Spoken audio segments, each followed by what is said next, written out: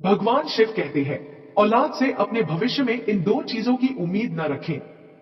हर हर महादेव। प्रिय भक्तगण, आज हम आपको एक कथा का श्रवण करा रहे हैं जो सुनने मात्र से आपके जीवन में सुख संपत्ति और धन की वर्षा होगी। तो चलिए कथा को प्रारंभ करते हैं। भगवान शिव माता पार्वती से कहते हैं, इस कलयुग में इंसान को औलाद से अपने बुढ़ापे में इन दो चीजों की उम्मीद नहीं रखनी चाहिए। इंसान को यह नहीं सोचना चाहिए कि हमारे बच्चे हमारी सेवा करेंगे या हमारे बुढ़ापे का सहारा बनेंगे। फिर माता पार्वती कहती है, हे प्राणनाथ, आप ऐसा क्यों कह रहे हैं? हर बच्चा अपने माता पिता की सेवा करता है, तो कलयुग में बच्चे माता पिता की सेवा क्यों नहीं करेंगे? फिर भगवान शिव कहते हैं कि हे प्रिय, मैं आपको एक कहानी के जरिए समझाऊंगा कि बुढ़ापे में माता पिता को अपनी संतान से यह दो उम्मीदें कभी नहीं रखनी चाहिए, और जो भी इन्हें याद रखेगा वह बुढ़ापे में कभी दुखी नहीं होगा। अगर आप यह कहानी सुन रहे हैं तो पूरा सुनिए। इस कथा को आधा अधूरा छोड़कर जाने की गलती मत करिएगा, क्योंकि इस पवित्र कथा को पूरा सुनने से मन चाहा फल की प्राप्ति होगी। इसलिए इस कथा को पूरा सुने। आप शिव भक्त हैं तो भोलेनाथ का अनादर ना करें। अब भगवान शिव अपनी कहानी शुरू करते हैं और भगवान शिव कहते हैं कि एक शहर में एक आदमी रहता था। उसके पास परमात्मा की दी हुई हर चीज थी, पैसा, संपत्ति, इज्जत, सम्मान, सब कुछ। फिर भी वह पति पत्नी दुखी थे क्योंकि उनके पास सब कुछ था लेकिन संतान नहीं थी। इस चिंता में वे अक्सर परेशान रहते थे। इस तरह 15 साल बीत जाते हैं और उनके घर में कोई संतान नहीं होती। वह व्यक्ति अपनी पत्नी को बेहतरीन डॉक्टरों के पास ले जाता है और महंगे अस्पतालों में उसका इलाज करवाता है। वह व्यक्ति महादेव की नगरी काशी विश्वनाथ मंदिर में जाकर संतान की कामना करता है, मंदिर में माथा टेकता है और फिर 20 साल की शादी के बाद उसकी इच्छा पूरी होती है। परमात्मा की दया से उसकी पत्नी को एक बेटा होता है। बच्चा अस्पताल में जन्म लेता है। बेटे की खबर सुनकर वह बहुत खुश होता है।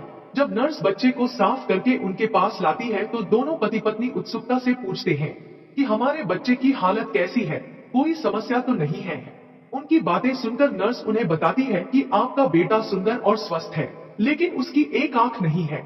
यह सुनकर बच्चे की मां चिंतित हो जाती है, लेकिन नर्स उसे आश्वासन देती है कि घबराने की कोई बात नहीं है। जब मां को पता चलता है कि उसके बेटे की एक आंख नहीं है तो वह रो पड़ती है, लेकिन फिर अपने बेटे को गले लगा लेती है और कहती है कि कोई बात नहीं, एक आंख नहीं है तो क्या हुआ, दूसरी आंख तो है। वह अपने दिल का टुकड़ा है और उसके लिए दुनिया का सबसे सुंदर बच्चा है। माँ के लिए उसकी सभी संतान समान होती है, किसी का रंग चाहे गहरा हो या कोई गोरा और खूबसूरत हो। माँ अपने बच्चों को उनके शरीर से नहीं बल्कि उनकी आत्मा से प्यार करती है। वह अपने बच्चे को देखकर कहती है कि मेरा बच्चा कितना प्यारा है। यह सुनकर नर्स की आंखें भी नम हो जाती हैं। नर्स सोचती है कि अगर भगवान ने बच्चे को देना ही था तो उसे दोनों आंखें क्यों नहीं दी। माँ कहती है कि कोई बात नहीं, जैसा भी है आखिरकार वह मेरा बेटा है, लेकिन अगर उसकी दोनों आंखें होती तो और भी अच्छा होता। नर्स ने सुना और कहा कि अगर आप चाहती हैं कि आपके बेटे की दोनों आंखें हो तो यह संभव है। माँ ने पूछा कि यह कैसे संभव है, तो नर्स ने बताया कि इसके लिए माता पिता में से किसी एक को अपनी एक आंख दान करनी होगी, जिससे बच्चे की दोनों आंखें ठीक हो सकती हैं। फिर भगवान शिव कहते हैं, जब वह व्यक्ति नर्स की बातें सुनता है तो वह कहता है कि कोई बात नहीं नर्स जी, हमारे बेटे की एक आंख तो बिल्कुल ठीक है। वह एक आंख से ही संसार को देख सकता है, दूसरी आंख के लिए कोई चिंता नहीं है। हमारा बेटा जैसा भी है हमें पसंद है। मैं अपनी आंखें दान नहीं कर सकता क्योंकि मेरे काम से ही हमारा घर चलता है। अगर मेरी एक आंख नहीं रहेगी तो मैं अपने परिवार का पालन कैसे करूंगा? यह सब तभी संभव है जब मेरी दोनों आंखें सही हो। मैं एक पिता हूँ और मेरे कंधों पर मेरी पत्नी और बच्चों का भार है, और जहाँ तक मेरे बेटे की एक आंख की बात है तो यह सब भगवान की मर्जी है। भगवान ने जिस रूप में उसे भेजा है वह उसी रूप में हमारे लिए ठीक है। फिर भगवान शिव कहते हैं, पिता ने भले ही मना कर दिया हो, लेकिन माँ तो आखिर माँ होती है। वह नर्स से कहती है कि मैडम अगर यह संभव है तो मैं अपनी एक आंख अपने बेटे को देना चाहती हूँ। मेरा क्या है, मुझे तो घर में ही रहना है, लेकिन मेरे बेटे को अपना पूरा जीवन जीना है, इसलिए मैं अपनी एक आंख उसे देना चाहती हूँ। जब उसके पति ने कहा कि इससे तुम कानी हो जाओगी, तो वह माँ कहती है कि मुझे मंजूर है कि मैं कानी हो जाऊं, लेकिन मैं अपने बेटे को दोनों आंखों से देखना चाहती हूँ। मेरी एक आंख ले लो और मेरे बेटे को लगा दो। जब उसकी दोनों आंखें होंगी तो वह कितना सुंदर दिखेगा। मैं अपने बेटे को एक आंख दान करना चाहती हूँ। फिर भगवान शिव कहते हैं, इस तरह माँ की बात मानकर डॉक्टर उस माँ की एक आंख निकालकर उसके बेटे को लगा देते हैं। इस प्रकार बेटे की दोनों आंखें ठीक हो जाती हैं और माँ एक आंख देने के बाद कानी हो जाती है। फिर भगवान शिव कहते हैं कि कुछ समय तक सभी अस्पताल में रहते हैं। जब माँ और बेटा स्वस्थ हो जाते हैं तो उन्हें अस्पताल से छुट्टी मिल जाती है। इस तरह वह व्यक्ति अपनी पत्नी और बेटे को लेकर घर वापस आता है और दोनों पति पत्नी मिलकर बेटे की परवरिश करने लगते हैं। बेटे की परवरिश करते हुए वह 5 साल का हो जाता है। सब कुछ ठीक चल रहा होता है, लेकिन एक दिन बच्चे के पिता की सड़क दुर्घटना में मृत्यु हो जाती है। जब उसकी पत्नी को अपने पति की मौत की खबर मिलती है तो वह बहुत रोती है। वह सोचती है कि उसका 5 साल का बच्चा है, घर में एक ही कमाने वाला था और अब वह भी नहीं रहा। अब वह अपने बच्चे की परवरिश कैसे करेगी? इसी सोच में डूबी वह बहुत रोती है और उसके रोने की आवाज सुनकर पड़ोसी आ जाते हैं और उस लाचार माँ को सांत्वना देते हैं। वे उसे धैर्य रखने को कहते हैं और उसके पति का अंतिम संस्कार करते हैं। फिर भगवान शिव कहते हैं, इस तरह वह लाचार माँ अपने 5 साल के बच्चे के साथ जीवन यापन करने लगती है। घर में जो बचत थी वह सब पहले ही बच्चे के इलाज में खर्च हो चुकी थी। पति की मौत के बाद जो कुछ भी कमाई होती है वह सब पति के अंतिम संस्कार में खर्च हो जाता है। इसके बाद वह माँ अपने बेटे का पालन पोषण करने के लिए दूसरों के घरों में झाड़ू पोछा और बर्तन साफ करने का काम करती है। वह अपने बेटे को किसी भी तकलीफ से दूर रखती है और उसे खिलौने और अच्छे कपड़े दिलाती है, हमेशा उसके साथ रहती है। जब उसका बेटा 6 साल का होता है तो एक दिन वह उसे एक स्कूल में ले जाती है और प्रधानाचार्य से विनम्रता से अपने बेटे का दाखिला कराने की बात कहती है। वह स्कूल शहर का प्रतिष्ठित स्कूल होता है जहां अमीर लोगों के बच्चे पढ़ते हैं। स्कूल के मुख्य शिक्षक जब उस माँ को पुराने फटे कपड़ों में देखते हैं तो सोचते हैं कि वह कैसे स्कूल की फीस और किताबों का खर्च उठा पाएगी। इसलिए वह माँ को समझाते हुए कहते हैं कि उसे अपने बच्चे का दाखिला सरकारी स्कूल में करा देना चाहिए। लेकिन माँ उन्हें आश्वासन देती है कि वह समय पर फीस जमा कर देगी, क्योंकि वह चाहती है कि उसका बेटा पढ़ लिखकर एक बड़ा डॉक्टर बने। इसीलिए मैंने उसे आपके स्कूल में भेजा है। जब वह प्रधानाध्यापक उस महिला की बातें सुनते हैं तो वे उसकी बातों से काफी प्रेरित होते हैं और उस बच्चे की माँ से कहते हैं, ठीक है बहन जी, अगर आप इतना कह रही हैं, तो हम आपके बच्चे को अपने स्कूल में जगह दे देते हैं। इस तरह उस बच्चे का दाखिला स्कूल में हो जाता है और वह बच्चा स्कूल जाने लगता है। पहले तो वह महिला 5 घरों में काम करके अपना गुजारा कर लेती थी, लेकिन अब अपने बेटे के दाखिले के बाद उसकी पढ़ाई के लिए वह 10 घरों में काम करने लगी। वह महिला दूसरों के घरों में काम करके अपने बेटे को पढ़ाने लगती है। जब वह बच्चा 5वीं कक्षा में पहुंचता है और उसकी उम्र 10 साल हो जाती है तो एक दिन स्कूल के अन्य बच्चे उसे चिढ़ाने लगते हैं और मजाक में कहते हैं, देखो देखो एक आंख वाली कानी का बेटा आ गया, इसकी माँ एक आंख से कानी है। जब वह लड़का अपने साथियों की यह बातें सुनता है वह गुस्से से भर उठता है और उसे काफी बुरा महसूस होता है। स्कूल की छुट्टी के समय जैसा कि आम तौर पर होता है, उसकी माँ उसे लेने आती है। आज भी उसकी कानी माँ उसे स्कूल से लेने आई थी। तब वह लड़का अपनी माँ से कहता है, माँ कल से तुम मुझे स्कूल छोड़ने या लेने मत आना। जब माँ ने पूछा कि क्या बात है, तुम ऐसा क्यों कह रहे हो, तो लड़का जवाब देता है, माँ तुम्हारी शक्ल ठीक नहीं है, तुम कानी हो। जब तुम मेरे साथ स्कूल आती हो तो मेरे दोस्त मेरा मजाक उड़ाते हैं और तुम्हारी वजह से मुझे शर्मिंदगी उठानी पड़ती है। वह अपनी माँ के बारे में ऐसी बातें कहता है। फिर भगवान शिव कहते हैं, वह लड़का अपनी माँ से बहुत सारी शिकायतें करता है। जब माँ अपने बेटे के मुंह से यह बातें सुनती है तो उसे गहरा दुख होता है, लेकिन फिर भी वह चुप रहती है। माँ अपने बेटे की बातों को समझती है और कहती है, कोई बात नहीं बेटा, अगर तुम चाहते हो तो मैं कल से स्कूल नहीं आऊंगी, पर तुम अकेले स्कूल कैसे जाओगे? इस पर बेटा जवाब देता है, माँ मैं अब बड़ा हो गया हूँ और मैं खुद स्कूल जा सकता हूँ, तुम्हें मेरे साथ आने की जरूरत नहीं है। माँ उसकी बात सुनकर कहती है, ठीक है बेटा, अब मैं तुम्हारे साथ स्कूल नहीं आऊंगी, लेकिन ध्यान से आना जाना, तुम्हारे पिता के साथ हुए हादसे की वजह से मुझे चिंता होती है। बेटा कहता है, माँ तुम फिक्र मत करो, मैं संभल कर आया जाया करूंगा। और उस दिन के बाद से वह बेटा अकेले ही स्कूल आने जाने लगा। जैसे जैसे बेटा बड़ा होता गया उसके खर्चे भी बढ़ते गए और उसकी माँ पर काम का बोझ भी बढ़ता गया। फिर भगवान शिव कहते हैं, समय का पहिया चलता गया और इस तरह वह बच्चा अपनी स्कूली शिक्षा समाप्त करता है और उसके पूरे वर्ग में सर्वश्रेष्ठ अंक प्राप्त करता है। फिर वह उच्च शिक्षा के लिए शहर की ओर रुख करता है। फिर भगवान शिव कहते हैं, जब बेटा शहर को जाता है तब उसकी माँ जो कमाई करती थी वह कम पड़ने लगी थी, क्योंकि पहले केवल किताबों और फीस का खर्च था, लेकिन जब बेटा शहर जाता है तो खर्चे और भी बढ़ जाते हैं। माँ जितना भी कमाती वह कम पड़ने लगता है, लेकिन वह माँ हार नहीं मानती। पहले जहाँ वह 15 घरों में काम करके अपने बेटे का खर्च उठाती थी, वहीं बेटे के शहर जाने के बाद वह 30 घरों में काम करने लगी और दिन भर मेहनत करती और रात के 11 बजे तक काम करती। तब कहीं जाकर वह अपने बेटे के लिए महीने का 10,000 भेज पाती थी। वह इसलिए इतनी मेहनत करती थी कि एक दिन जब उसका बेटा पढ़ लिख कर एक बड़ा डॉक्टर बनेगा तो उसे सुख मिलेगा और एक ना एक दिन उसे भी आराम मिलेगा। आज उसकी मेहनत से उसका बेटा डॉक्टर बनेगा और फिर वह अपने बेटे के साथ रहकर सुखी रहेगी।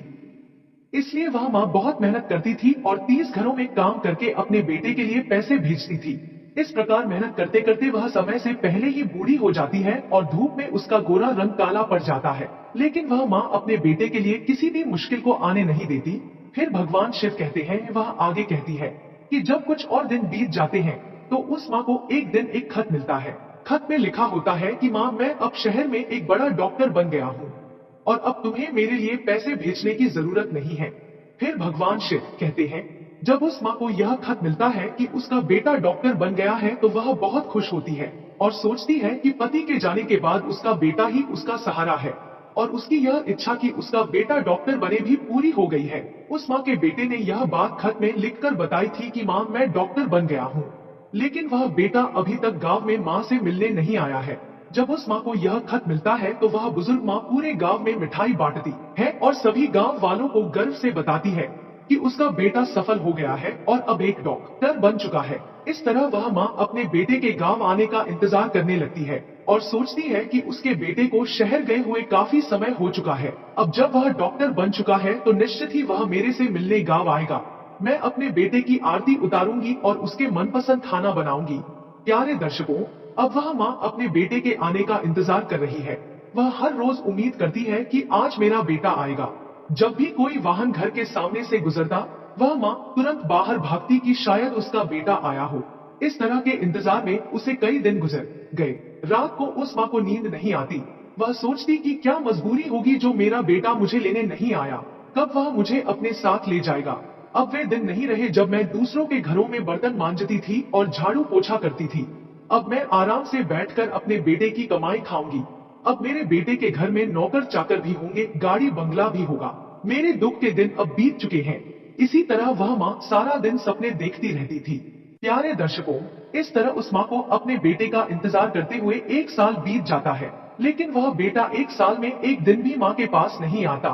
फिर एक दिन उस माँ के पास बेटे का एक और पत्र आता है। उस पत्र में लिखा होता है कि माँ, मेरी शादी हो गई है और तुम्हें पता है, जिस लड़की से मेरा विवाह हुआ है वह एक बहुत अमीर घर की और एक प्रतिष्ठित डॉक्टर साहब की बेटी है। मैंने एक प्रतिष्ठित डॉक्टर की कन्या के साथ विवाह रचाया है। मेरी जीवन संगिनी अत्यंत खूबसूरत है। दर्शकों, जब वह माता उस पत्र में लिखे शब्दों को पढ़ती है तो उनकी आंखों से आंसुओं की धार बह निकलती है। उन्हें गहरा दुख होता है, क्योंकि माता यह सोच रही थी कि अब जब बेटा डॉक्टर बन गया है तो उसके लिए अनेक शुभ विवाह के प्रस्ताव आएंगे। मैं अपनी पसंद की लड़की से अपने बेटे का विवाह कराऊंगा। परंतु उस पत्र को पढ़कर उसके सारे सपने चकनाचूर हो जाते हैं। वह माता सोचती है, हे भगवान, मैंने कौन से पाप किए थे, मुझसे क्या भूल हुई जो मुझे इतनी बड़ी सजा मिल रही है। हर माता पिता का स्वप्न होता है कि वे अपने बेटे को दूल्हा बनाएं, उसे सजाएं और अपने हाथों से उसकी शादी करें। पर मेरे पुत्र ने तो मुझे अपनी शादी में शामिल तक नहीं किया। उसने मुझे सूचित तक नहीं किया और विवाह कर लिया। क्या मैंने इसी दिन को देखने के लिए अपने पुत्र को पाल पोस कर बड़ा किया था? इसके लिए मैंने इतनी कठिनाई सही थी। दूसरों के घरों में बर्तन साफ किए, कड़ी मेहनत करके उसे पढ़ाया लिखाया, उसे योग्य बनाया। क्या मेरा इतना भी हक नहीं था कि मेरे बेटे ने मुझे अपनी शादी में भी नहीं पूछा? अब शादी करने के बाद पत्र लिखकर बता रहा है कि माँ, मैंने शादी कर ली है। फिर भगवान शिव कहते हैं, वह माँ रात भर सोचती रही और आंसू बहाती रही। फिर भी उसने अपने बेटे को दुआएं दी। रोते रोते वह सो गई, लेकिन उसके मुंह से अपने बेटे के लिए सिर्फ आशीर्वाद ही निकला। उसने कहा, कोई बात नहीं बेटा, तुमने बिना बताए शादी कर ली, लेकिन मेरा आशीर्वाद हमेशा तुम्हारे साथ है। माँ सोचने लगी कि अब जब उसका बेटा शादीशुदा है और उसकी बहू भी आ गई है तो शायद वे दोनों मिलकर उससे मिलने आएंगे। वह अपनी बहू को देखने और उसे आशीर्वाद देने की कल्पना करती रही। इस उम्मीद में वह माँ अपने बेटे और बहू का इंतजार करती रही और इस तरह एक साल बीत गया, लेकिन एक साल बाद भी ना तो बेटा आया और ना ही बहू। फिर कुछ दिनों बाद माँ को एक पत्र मिला जिसमें लिखा था कि वह अब दादी बन गई है, उनके घर एक बेटा आया है। यह खबर सुनकर माँ का धैर्य और सहन शक्ति जवाब दे गई। एक माँ जिसका बेटा बड़ा डॉक्टर बन गया, शादी कर ली, बेटा हो गया और उसे खबर तक ना हुई, उसके दिल पर क्या गुजरी होगी। जिस माँ ने अपने पुत्र के जीवन को संवारने में अपना सब कुछ न्यौछावर कर दिया, उसके लिए अपने पुत्र की चिंता करना स्वाभाविक है। जब वह माँ अपने पुत्र के लिए अधिक व्याकुल हो जाती है तो उसके मन में यही विचार आते हैं, अब मुझसे रहा नहीं जा रहा है। फिर वह कुछ समय के लिए अपने ख्यालों में खो जाती है, सोचती है ठीक है, अगर हो गया है तो यह बहुत अच्छा हुआ। अब मैं अपने पोते को देखूंगी, उसे अपनी गोद में खिलाऊंगी, उसके लिए झूला लाऊंगी। अब मेरा बेटा, मेरी बहू और पोता जरूर मेरे पास आएंगे। यह सब सोचते हुए वह माँ बेचैन हो उठती है। जब 7 महीने इंतजार करने के बाद भी कोई नहीं आता, तो उस माँ का सब्र का बांध टूटने लगता है। वह बेचैन हो जाती है और उसी बेचैनी में वह माँ फैसला करती है कि चाहे कुछ भी हो, मैं अपने पोते को देखने जरूर जाऊंगी।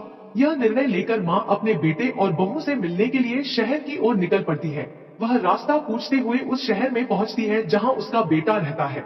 शहर पहुंचकर वह बूढ़ी माँ एक ऑटो वाले को अपने पास बुलाती है। वह ऑटो वाले को अपने बेटे का पता दिखाती है और कहती है, बेटा मुझे इस जगह पर जाना है। ऑटो वाला पता देखकर उसे उस जगह पर ले जाता है। कुछ समय बाद ऑटो वाला उस बूढ़ी माँ को एक बड़े डॉक्टर के बंगले पर पहुंचा देता है और बंगले के सामने ऑटो खड़ा करके कहता है कि माँ जी, आप जिस पते पर जाना चाहती थी वह यही है। यह सामने वाला बंगला ही है जहाँ डॉक्टर साहब रहते हैं। तब माँ उस ऑटो वाले को किराया देती है। माँ अपना बैग उठाकर बंगले की ओर बढ़ जाती है। जब उनकी नजर डॉक्टर साहब के बंगले पर पड़ती है तो वे खुशी से भर जाती हैं। उन्हें वहाँ एक खूबसूरत और भव्य बंगला नजर आता है, जिसके सामने एक चमकदार कार खड़ी होती है और दरवाजे पर चौकीदार बैठे होते हैं। यह देखकर माँ को बहुत खुशी होती है कि उनका बेटा कितने सुंदर घर में रहता है। वह बूढ़ी माँ जिसने अपने पोते के लिए खिलौने, बहू के लिए साड़ियां अपने थैले में रखी थी, जब बंगले के अंदर जाने लगती है तो गेट पर खड़े चौकीदार की नजर उन पर पड़ती है। चौकीदार देखता है कि एक बुजुर्ग महिला जो एक आंख से कम देख पाती है और पुराने फटे कपड़े पहने हुए है, बंगले के अंदर जा रही है। चौकीदार उनसे पूछता है कि वे किससे मिलने आई है और इस तरह अंदर क्यों जा रही है। मां रुक जाती है और चौकीदार से कहती है कि यहाँ उनका बेटा रहता है और उनके बेटे का बेटा हुआ है, इसलिए वे अपने पोते को देखने आई है। चौकीदार उन्हें डांटते हुए कहता है कि क्या उन्होंने कभी अपनी शक्ल देखी है और क्या उन्हें पता है कि यह किसका बंगला है। यह एक प्रतिष्ठित डॉक्टर साहब का बंगला है। तब माँ कहती है कि उन्हें पता है कि यह डॉक्टर साहब का बंगला है और वही उनके पुत्र हैं। अरे यह वृद्ध महिला, आप गांव की नारी लगती है, ना आपके वस्त्र उचित है, ना ही आपकी सूरत। डॉक्टर साहब आपके बेटे कैसे हो सकते हैं। फिर भगवान शिव कहते हैं।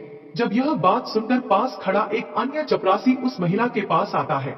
जब उसे पता चलता है कि वृद्ध महिला कह रही है कि वह डॉक्टर साहब की माँ है, तो वह चपरासी उनसे सवाल करता है, माँ जी, क्या आपके पास कोई सबूत है जिससे हम यह जान सके कि आप हमारे डॉक्टर साहब की माँ है। जब वह महिला उस चपरासी की बात सुनती है तो वह तुरंत अपनी साड़ी के पल्लू में बंधा हुआ पत्र उसे दिखाती है जो उनके पुत्र ने उन्हें भेजा था।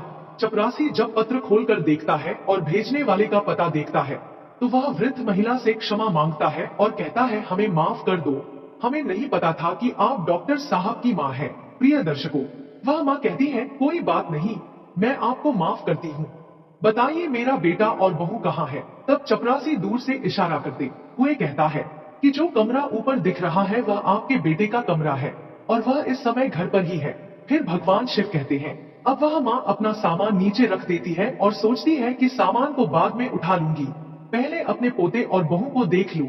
यह सोचकर वह बूढ़ी माँ जल्दी जल्दी सीढ़ियां चढ़कर घर के अंदर चली जाती है। घर में प्रवेश करते ही उसे आंगन में पालना दिखाई देता है जिसमें उसका पोता झूल रहा होता है। अपने पोते पर नजर पड़ते ही वह दौड़कर पालने से उसे उठा लेती है और उसे सीने से लगाकर प्यार करने लगती है। जब वह बूढ़ी माँ अपने पोते को गोद में लेकर प्यार करती है तो बच्चे की नींद खुल जाती है और वह जोर जोर से रोने लगता है। बच्चे के रोने की आवाज सुनकर जब बहू रसोई से बाहर आती है और सोचती है कि मेरे बच्चे को क्या हो गया, इतना क्यों रो रहा है, और जब वह आंगन में आकर देखती है कि उसका बच्चा एक भिखारी जैसी दिखने वाली बुढ़िया के हाथों में है, तो वह चिल्लाने लगती है। वह अपने पति को पुकारती है, सुनिए जी, एक काली और एक आंख से कम देखने वाली बुजुर्ग महिला हमारे बच्चे को उठा ले जाने की कोशिश कर रही है। पति के आने पर वह अपने बच्चे को उस बुजुर्ग महिला से लेकर अपने गले लगा लेती है और अपने पति से कहती है, आपने घर की सुरक्षा के लिए कैसे लोगों को रखा है, कोई भी अंदर आ जाता है, देखो यह भिखारन बुढ़िया हमारे बच्चे को ले जाने आ गई है। दर्शकों को संबोधित करते हुए वह बुजुर्ग महिला कहती है, मैं चोर नहीं हूँ, मैं तो तुम्हारी सांस हूँ, और यह जो तुम्हारे पास खड़ा है वह मेरा बेटा है। तुम्हारी गोद में जो बच्चा है वह मेरा पोता है, मैं उसे क्यों चुराऊंगी। जब बहू इन बातों को सुनती है तो वह अपने पति से पूछती है, यह बुढ़िया क्या कह रही है? क्या सच में यह भिखारी जैसी दिखने वाली आपकी माँ है? क्या आप इसी तरह के गरीब परिवार से हैं? आपने मुझे पहले कभी नहीं बताया कि आपकी माँ भी है। जब पति अपनी पत्नी की यह बातें सुनता है तो वह कहता है, यह बुढ़िया झूठ बोल रही है, यह मेरी माँ नहीं है, मेरी माँ तो इस दुनिया में नहीं है। अपने बेटे की यह बातें सुनकर माँ को गहरा धक्का लगता है और वह रोने लगती है। बेटे, तुम ऐसी क्या बातें कर रहे हो? मैं तो हर दिन घर के दरवाजे पर बैठी तुम्हारी राह देखती रहती थी, सोचती थी कि मेरा बेटा आएगा, पर तुम तो आए ही नहीं। जब तुम नहीं आए तो मैं खुद ही तुमसे और तुम्हारी पत्नी से मिलने आ गई। मुझे अपने पोते को देखने की बहुत इच्छा थी, इसलिए मैं यहाँ आई हूँ। और तुम कह रहे हो कि मेरी कोई माँ नहीं है। जब तुम्हारी पत्नी तुमसे पूछती है कि यह बुजुर्ग महिला क्या कह रही है, तो तुम कहते हो कि उनकी बातों में मत आना। मैं कसम खाकर कहता हूँ कि यह बुजुर्ग महिला मेरी माँ नहीं है। जब तुम्हारी माँ यह सुनती है तो उनकी आंखों में आंसू आ जाते हैं। वे सोचने लगती है कि जिस बेटे को उन्होंने मेहनत मजदूरी करके पढ़ाया लिखाया डॉक्टर बनाया, वही बेटा धन और पद के नशे में उन्हें पहचानने से इनकार कर रहा है। वह कसम खाकर भी यह मानने को तैयार नहीं है कि यह उनकी माँ है, जो उनके जीने का सहारा थी, जिसके लिए वे अभी भी जिंदा हैं, जिसके लिए उन्होंने अपनी जवानी को कुर्बान कर दिया। वह कह रहा है कि यह बुजुर्ग महिला झूठ बोल रही है, यह उनकी माँ नहीं है। इस दुनिया में उनका एक ही सहारा था और आज वह भी छूट गया। फिर भगवान शिव कहते हैं, वह माँ समझ जाती है कि उनके बेटे ने एक बड़े घर की बेटी से शादी की है और बड़े पद पर पहुंच गया है, इसीलिए वह उन्हें पहचानने से इनकार कर रहा है। माँ कहती है, बेटा कोई बात नहीं, मुझे लगा तुम मेरे बेटे हो, इसलिए मैं तुम्हारे पास आ गई, क्योंकि तुम्हारे जैसा मेरा भी एक बेटा है, जिसे मैंने मेहनत मजदूरी करके डॉक्टर बनाया है, जो मेरे जीने का सहारा था। लेकिन अब मुझे पूरा यकीन है कि तुम मेरे बेटे नहीं हो सकते, मुझसे गलती हो गई है। फिर भगवान शिव कहते हैं, ऐसा कहते हुए वह माँ आंसू बहाते हुए घर की सीढ़ियां उतरने लगती है और सोचती है कि उसका एकमात्र सहारा भी आज उससे दूर हो गया है। अब वह किसके भरोसे जिएगी? उसकी आस्था भी टूट गई है। वह माँ सोचती है कि जिसे उसने अपनी खुशियों का स्रोत माना था, जिसे उसने अपने जीवन का आधार समझा था, जो उसकी जीवन की नाव को पार लगाने वाला था, वही अब इस बुढ़ापे की नाव को मझधार में छोड़ रहा है। फिर भगवान शिव कहते हैं, इस तरह आंसू बहाते हुए माँ धीरे धीरे नीचे उतरती है। उसके मन में ख्याल आता है कि जब उसका बेटा ही उससे मुंह मोड़ चुका है, तो अब वह इस जीवन को कैसे जिएगी? बेटे के बिना इस जीवन का क्या होगा? इस तरह वह माँ अपने बेटे के घर से बाहर निकल जाती है और बंगले के बाहर बने चपरासियों के कमरे तक पहुंच जाती है। वहां एक चपरासी को पास बुलाकर कहती है, बेटा मुझे एक पत्र लिखवाना है, क्या तुम मेरे लिए यह काम कर सकते हो? फिर भगवान शिव कहते हैं, चूंकि चपरासी पहले से ही जानते थे कि यह बुजुर्ग महिला डॉक्टर साहब की माँ है, इसलिए वह तुरंत कागज और कलम ले आता है और पूछता है, माँ जी आप मुझे क्या लिखवाना चाहती हैं? इस तरह वह बुजुर्ग माँ बोलती जाती है और चपरासी लिखता जाता है। जब पत्र पूरा लिख लिया जाता है तो वह माँ चपरासी से कहती है, बेटा मुझे बहुत प्यास लगी है, क्या तुम मेरे लिए थोड़ा पानी ला सकते हो? फिर भगवान शिव कहते हैं, उस माँ की बात सुनकर चपरासी पानी लेने चला गया। इस बीच वह माँ अपनी साड़ी को पंखे से बांधकर आत्महत्या कर लेती है। जब चपरासी पानी लेकर वापस आता है तो कमरे का दृश्य देखकर स्तब्ध रह जाता है। वह महिला फांसी के फंदे पर लटकी हुई मिलती है। वह तुरंत डॉक्टर साहब को यह खबर देने जाता है। खबर सुनकर डॉक्टर साहब और उनकी पत्नी उस कमरे की ओर दौड़ते हैं। जब उसका बेटा अपनी माँ को उस हालत में देखता है तो उसके पैरों तले जमीन खिसक जाती है और वह अपना सिर पकड़कर जमीन पर बैठ जाता है। वह सोचता है कि उसे नहीं पता था कि उसकी बातें उसकी माँ को इतनी चुभेगी। वह अपनी पत्नी को दिखावा करने के लिए अपनी माँ को पहचानने से मना कर रहा था और यहाँ तक कह दिया कि उसकी कोई माँ नहीं है, क्योंकि उसे डर था कि उसकी सच्चाई जानकर उसकी पत्नी उसे छोड़ देगी। इस कारण मैंने कह दिया कि मुझे माँ नहीं है, पर तुमने मेरे झूठ को हकीकत में बदल दिया।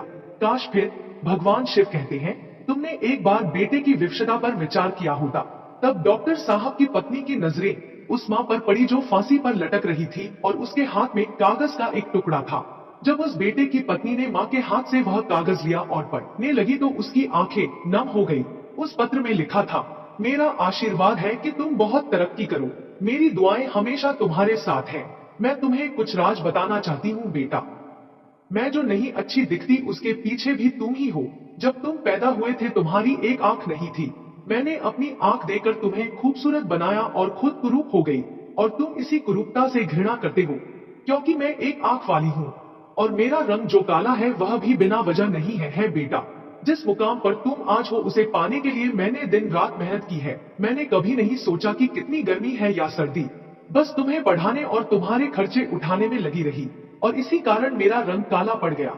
लेकिन मुझे इसका कोई अफसोस नहीं, क्योंकि तुम सुंदर हो और इसी में मेरी खुशी है। मैं तुमसे से मिलने की इच्छुक थी, अपने पोते को देखना चाहती थी और अपनी बहू से मिलने की आशा रखती थी। इसलिए मैं शहर आ गई, क्योंकि तुमने कभी गांव आकर मेरा हालचाल नहीं पूछा। पर जब मैं खुद तुमसे मिलने आई तो तुमने मुझे पहचानने से भी इनकार कर दिया। इससे मुझे ऐसा लगा कि अब इस दुनिया में मेरा कोई नहीं है मेरे जीने का कोई मकसद नहीं रहा। जब कोई अपना नहीं बचा तो जीवन का क्या अर्थ है बेटा। जाते जाते मैं भगवान से यही प्रार्थना करती हूँ कि तुम हमेशा खुश रहो, तुम्हारी संतान खुश रहे। फिर भगवान शिव कहते हैं, जब उस बेटे की पत्नी यह पत्र पढ़कर अपने पति को सुनाती है तो उस बेटे का सिर शर्म से झुक जाता है। उसे अपने आप पर घिन आने लगती है कि जिस माँ ने उसकी जिंदगी संवारने में अपना सब कुछ लुटा दिया, उसी माँ को आज जब वह अपने दरवाजे पर आई तो मैंने उसे एक गिलास पानी तक नहीं पूछा। इस तरह दोनों पति पत्नी अपनी गलती का एहसास करते हुए उस मरी हुई माँ से माफी मांगते हैं। लेकिन अब क्या किया जा सकता था। वह माँ जो थी उनकी माँ वो सुनने के लिए वहां नहीं थी। वो उनसे इतनी दूर चली गई थी जहां से कोई वापस नहीं आता। फिर भगवान शिव कहते हैं, अब डॉक्टर साहब के पास सिर्फ पछतावा ही बचा था। यह दुनिया भी कैसी है ना। कुछ लोगों के जीवन में माँ नहीं होती, वे अपनी पूरी जिंदगी माँ के लिए तरसते हैं, और जिनके पास माँ होती है वे उसकी कद्र नहीं करते। फिर भगवान शिव कहते हैं, पत्नी और बच्चे तो फिर मिल सकते हैं, लेकिन माँ दोबारा नहीं मिलती। फिर भगवान शिव कहते हैं, एक संतान ही माता पिता के जीने का सहारा होती है, बुढ़ापे की लाठी होती है। लेकिन जब एक बेटा अपने धन और पद के नशे में माता पिता को पहचानने से इनकार कर देता है, उन्हें भूल जाता है, या घमंड में आकर उनका अपमान कर देता है, तो यही बेटे माता पिता को सबसे बड़ा दुख पहुंचाते हैं। माता पिता अपनी संतानों का भविष्य संवारने और उन्हें सफल बनाने के लिए अपना सारा जीवन लगा देते हैं, और जब वही संतान धन और पद के नशे में अपने माता पिता का अपमान करता है तो यह उनके लिए बहुत पीड़ादायक होता है।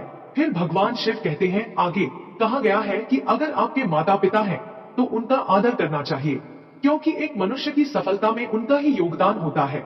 कुछ बच्चे यह पूछते हैं कि माँ ने हमारे लिए क्या किया है। अरे मूर्ख बच्चों, जो कुछ भी किया है वह माता पिता ने ही किया है। हमने तुम्हें जन्म दिया, तुम्हें पढ़ाया लिखाया, तुम्हारी परवरिश में कष्ट सहे।